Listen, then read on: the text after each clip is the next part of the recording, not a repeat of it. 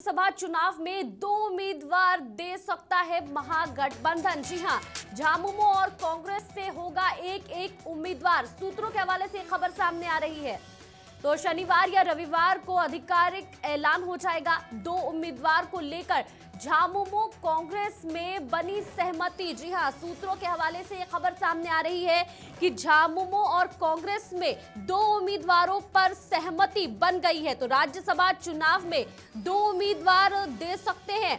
महागठबंधन की तरफ से 2 उम्मीदवार आ सकते हैं, वहीं झामुमो और कांग्रेस से एक एक उम्मीदवार का नाम सामने आ सकता है और इसका ऐलान जो है शनिवार या रविवार को हो सकता है।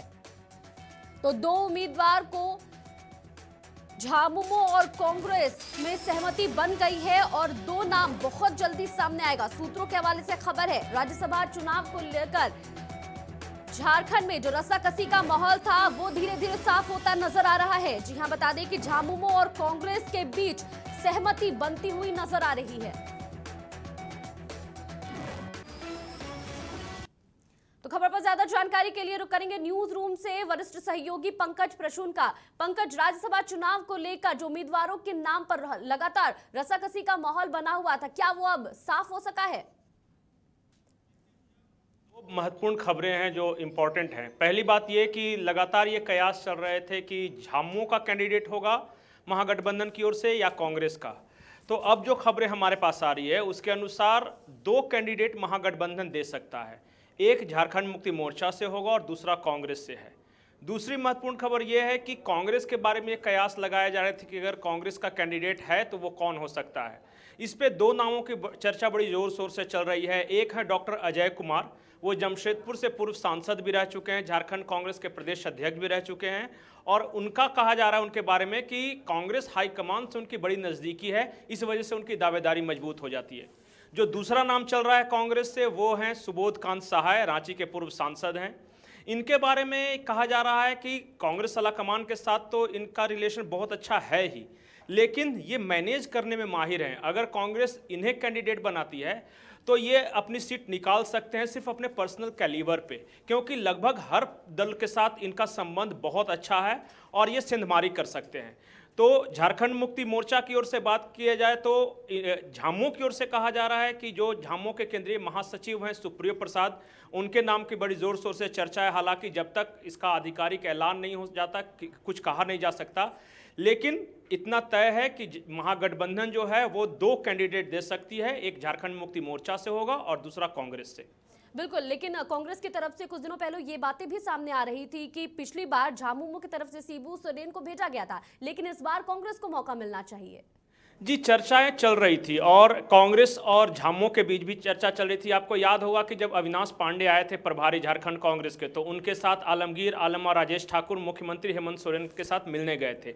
वहां पर भी राज्यसभा कैंडिडेट को लेकर बातचीत चली। ये भी बातचीत चली कि ये कांग्रेस से होगा या झामुमो से।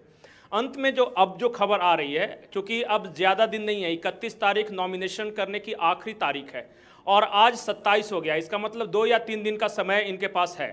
तो जो हमारे पास खबर है कि शनिवार शाम या फिर रविवार को पहले हाफ में कैंडिडेट की घोषणा हो सकती है। दूसरी बात कि झामुमो का होगा या कांग्रेस का, इस बारे में समझौता लगभग ये है कि क्यों ना 2 कैंडिडेट दिया जाए, क्योंकि जब बीजेपी के पास प्रचंड बहुमत था तो बीजेपी संख्या बल न होने के बावजूद भी 2 कैंडिडेट देती आई है और इन्होंने एक बार तो निकाल भी लिया था अपना, दोनों कैंडिडेट जीत गए थे उसके।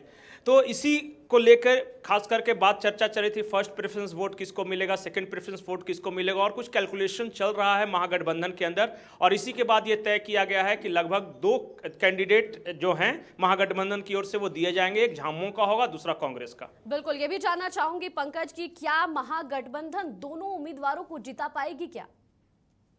बल के लिहाज से अगर साफ साफ सीधे तरीके से देखा जाए तो दोनों, चाहे वो महागठबंधन से हो और भाजपा से हो, एक एक कैंडिडेट जीत सकते हैं। लेकिन ये राजनीति है, यहाँ सब कुछ इतना सीधा नहीं होता जितना दिखता है।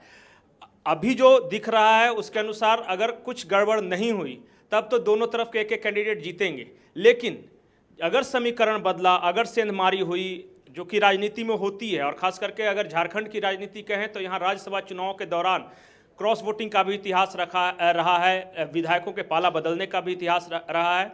तो कुछ कहा नहीं जा सकता कि क्या होगा, लेकिन 2 कैंडिडेट महागठबंधन की ओर से लगभग तय हैं। बीजेपी के बारे में कहा जा रहा है कि अगले 1-2 दिनों के अंदर बीजेपी भी अपने उम्मीदवार की घोषणा कर दी जाएगी, लेकिन वहां चर्चा ये चल रही है कि लोकल कैंडिडेट होगा या फिर बाहरी होगा। अगर लोकल होगा तो कहीं वो रघुवर दास तो नहीं होंगे, लेकिन ये सिर्फ कयास है, क्योंकि बीजेपी ऐसी पार्टी है कि जब तक आला कमान इशारा न कर दे कुछ भी कहा नहीं जा सकता। बिल्कुल, बहुत बहुत शुक्रिया पंकज तमाम जानकारियों के लिए। तो झारखंड में राज्यसभा चुनाव में उम्मीदवारों के नाम पर जो रसाकसी का माहौल था, अब वो धीरे धीरे साफ होता हुआ नजर आ रहा है। जी हाँ, बता दें कि सूत्रों के हवाले से खबर है कि 2 उम्मीदवारों को लेकर झामुमो और कांग्रेस में सहमति बन गई है, जिसमें 2 नाम कांग्रेस की तरफ से अजय कुमार और सुबोध कांत का नाम सबसे ऊपर आ रहा है। वहीं जेएमएम की तरफ से सुप्रिय प्रसाद का नाम सबसे ऊपर आ रहा है। तो झारखंड में राज्यसभा चुनाव को लेकर जो रस्साकसी का माहौल था वो अब साफ हो गया है। वहीं बता दें, सूत्रों के हवाले से ये खबर है कि कांग्रेस और झामुमो की सहमति अब बनती हुई नजर आ रही है।